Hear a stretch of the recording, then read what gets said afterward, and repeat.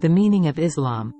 Every religion of the world has been named either after the name of its founder or after the community and nation in which that religion took its birth.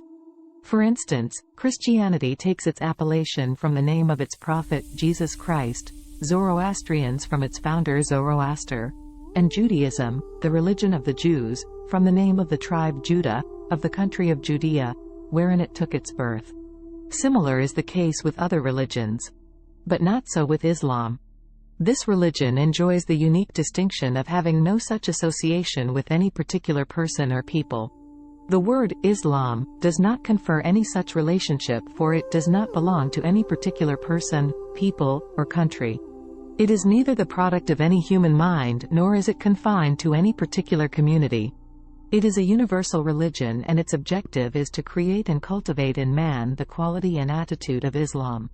Islam, as a matter of fact, is an attributive title. Whosoever possesses this attributive, may he belong to any race, community, country, or clan, is a Muslim. According to the Quran, the holy book of the Muslims, among every people and in all ages there have been good and righteous people who possessed this attribute of them were and are Muslims. This automatically brings us to the question, what does Islam mean? And who is a Muslim? Islam, what does it mean? Islam is an Arabic word and connotes submission, surrender, and obedience as a religion. Islam stands for complete submission and obedience to Allah, and that is why it is called Islam. Everyone can see that the universe we live in is an orderly universe. There is law and order among all the units that comprise this universe. Everything is assigned a place in a grand scheme, which is working in a magnificent and superb way. The sun, the moon, the stars, and in fact all the heavenly bodies are knit together in a splendid system. They follow an unalterable law and do not make even the slightest deviation from their ordained course. The earth rotates on its own axis, and in its revolution round the sun scrupulously follows the path laid down for it. Similarly, everything in the world, from the little whirling electron to the mighty nebulae, invariably follows its own laws. Matter, energy, and life all obey their laws and grow and change and live and die in accordance with those laws. Even in the human world, the laws of nature are quite manifest. Man's birth, growth, and life are all regulated by a set of biological laws. He derives sustenance from nature in accordance with an unalterable law. All the organs of his body, from the small tissues to the heart and the brain, are governed by the laws prescribed for them. In short, ours is a law-governed universe, and everything in it is following the course that has been ordained for it. This powerful, all-pervasive law, which governs all that comprises the universe, from the tiniest specks of dust to the magnificent galaxies in high heavens, is the law of God, the creator and ruler of the universe.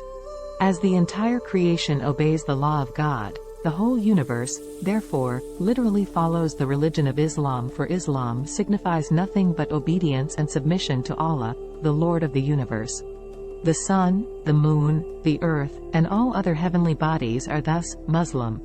So is the case with air, water, and heat, stones, trees, and animals. Everything in the universe is Muslim, for it obeys God by submission to His laws. Even a man who refuses to believe in God, or offers his worship to someone other than Allah, has perforce to be a Muslim, as far as his bodily existence is concerned. For his entire life, from the embryonic stage to the body's dissolution, dust after death, and every tissue of his muscles and every limb of his body follow the course prescribed for each by God's law. His very tongue, which, on account of his ignorance, advocates the denial of God or professes multiple deities, is in its very nature a Muslim. His head, which he wantonly bows to other besides Allah, is a born Muslim. His heart, wherein, through his lack of true knowledge, he cherishes love and reverence for others, is Muslim, by intuition. These are all obedient to the divine law, and their functions and movements are governed by the injunctions of that law alone. This, in short, is the real position of man in the universe. Let us now examine the problem in a different light. Man is so constituted that there are two aspects of his life, two distinct spheres of his activity. One is the sphere in which he finds himself totally regulated by the divine law. He cannot budge an inch or move a step away from it. Nor can he evade it in any way or from In fact, like other creatures, he is completely caught in the grip of the law of nature and is bound to follow it. But there is another sphere of his activity as well. He has been endowed with reason and intellect.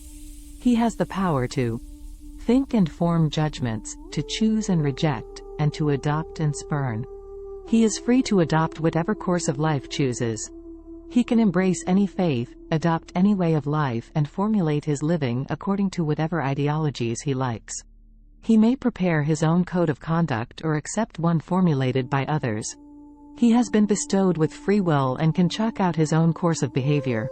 In this latter aspect, he, unlike the other creatures, has been given freedom of thought, choice, and action. Both these aspects distinctly coexist in man's life.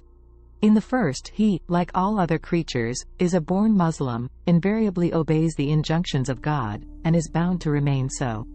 As far as the second aspect is concerned, he is free to become or not to become a Muslim. Here he has been given the freedom of choice, and it is the way a person exercises this freedom, which divides mankind into two groups, believers and non-believers.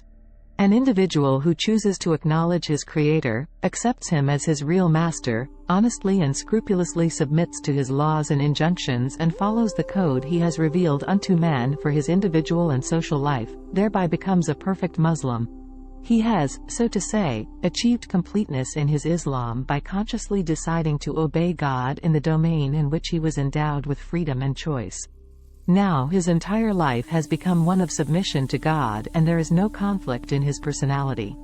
He is a perfect Muslim and his Islam is complete, for this submission of his entire self to the will of Allah is Islam and nothing but Islam. He has now consciously submitted to him whom he had already been unconsciously obeying. He has now willingly offered obedience to the Master whom he already owed obedience unintentionally. His knowledge is now real, for he has acknowledged the being who endowed him with the power to learn and to know. Now his reason and judgment are set on an even keel, for he has rightly decided to obey the being who bestowed upon him the faculty of thinking and judging. His tongue also is truthful, for it expresses with conviction its confession of the Lord who gave it the faculty speech. The whole of this existence is an embodiment of, in all spheres of life, he voluntarily as well as involuntarily obeys the laws of the same one God with the whole universe, for he worships him whom the whole world is for him and he is for God.